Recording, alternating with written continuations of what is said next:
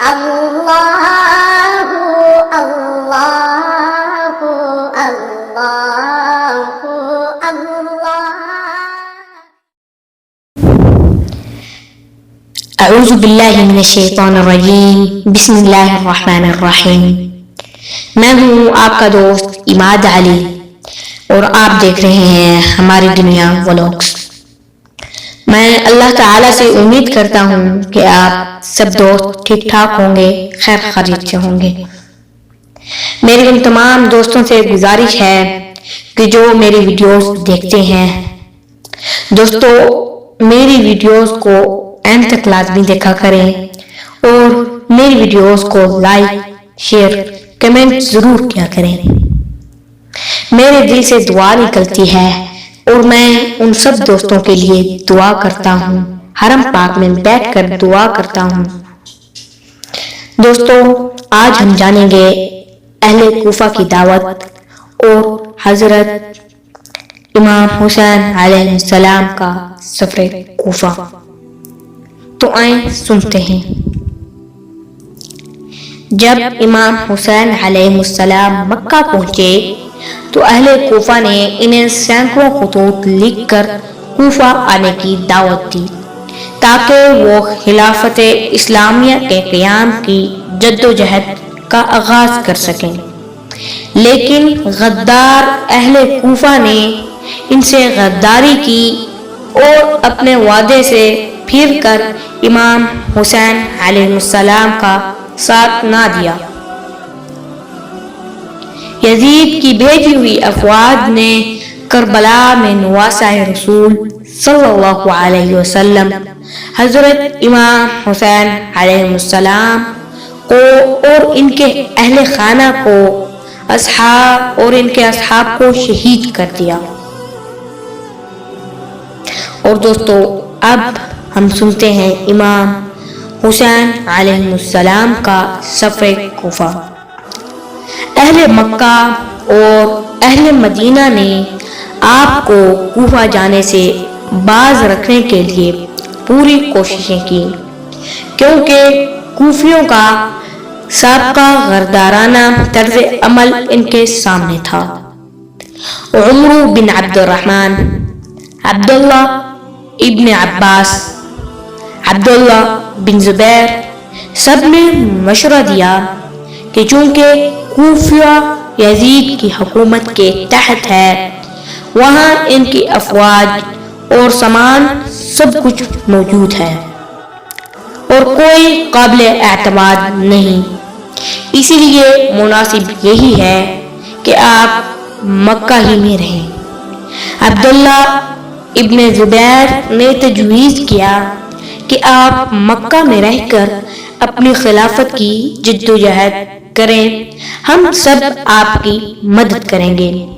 لیکن جب امام حسین علیہ السلام رضامند نہ ہوئے تو حضرت عبداللہ ابن عباس نے آپ کو کوفہ کی بجائے یمن جانے کی تجویز پیش کی اور کہا کہ اگر کوفہ کا سفر آپ کے نزدیک ضروری ہے تو پہلے کوفیوں کو لکھیں کہ وہ یزید کے حاکموں کو وہاں سے نکالیں، پھر آپ وہاں کا قصد کریں۔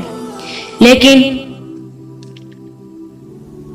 امام حسین نے کہا، ابے ابن عمر، میں جانتا ہوں کہ تم میرے خیر خواہ ہو، لیکن میں عازم کر چکا ہوں۔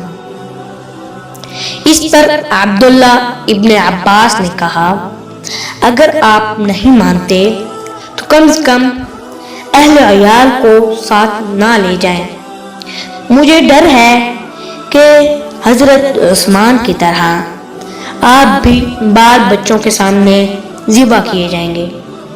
لیکن ان تمام ترغیبات کے باوجود امام حسین علیہ السلام نے اپنے فیصلے پر قائم رہے اور بالآخر 3 ذی الحج 60 ہجری کو مکہ المعظمہ سے کوفہ کے لیے چل پڑے۔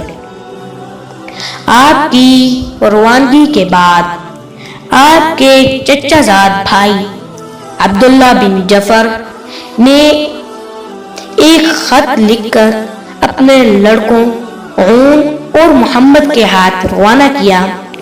اس میں یہ لکھا ہوا تھا کہ میں اللہ تعالیٰ کا واسطہ دیتا ہوں کہ جو ہی آپ کو میرا خط ملے لوٹ آئیں، کیونکہ جس جگہ آپ جا رہے ہیں مجھے ڈر ہے کہ وہاں آپ کی جان کو خطرہ ہے اور آپ کے اہل بیت کی بربادی ہے۔ اگر خدا نخواستہ آپ کو کچھ ہو گیا تو دنیا تاریک ہو جائے گی، کیونکہ اس وقت آپ ہی ہدایت یافتہ لوگوں کا علم اور مومنوں کی امیدوں کا مرکز ہے۔ آپ سفر میں جلدی کیجیے، میں بھی آپ کے پاس پہنچتا ہوں۔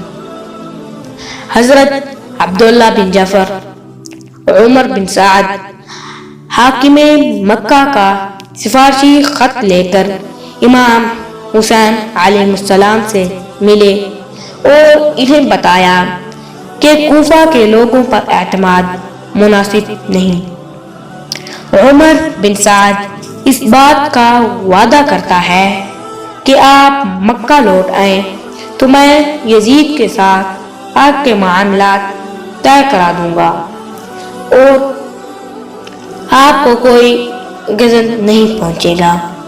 لیکن آپ نے اس مشورے کو ماننے سے انکار کر دیا اور اپنے ضمیر کی آواز کے مطابق سفر کوفہ جاری رکھنے کا فیصلہ کیا۔ مجبور ہو کر عبداللہ بن جعفر واپس آ گئے، مگر عون اور محمد کو ساتھ رہنے کا فیصلہ دیا۔ راستے میں مشہور شاعر فرزوق آپ سے ملا اور امام حسین علیہ السلام سے عرض کی، لوگوں کے دل آپ کے ساتھ ہیں اور تلواریں بنی امیہ کے ساتھ۔ قضا الہی آسمان سے اتری ہے اور اللہ تعالی جو چاہتا ہے کرتا ہے، لیکن آپ نے اس کے باوجود سفر کو بدستور جاری رکھا۔ دوستو، آج کے لیے صرف اتنا ہی۔ آپ کا بہت بہت شکریہ کہ آپ نے آج کی یہ میری ویڈیو اینڈ تک دیکھی۔ دوستو، اگر آپ نے واقعہ کربلا کے پچھلے پارٹس نہیں دیکھے تو ان کو بھی دیکھیں، میں and screen per in videos کو دے دوں گا۔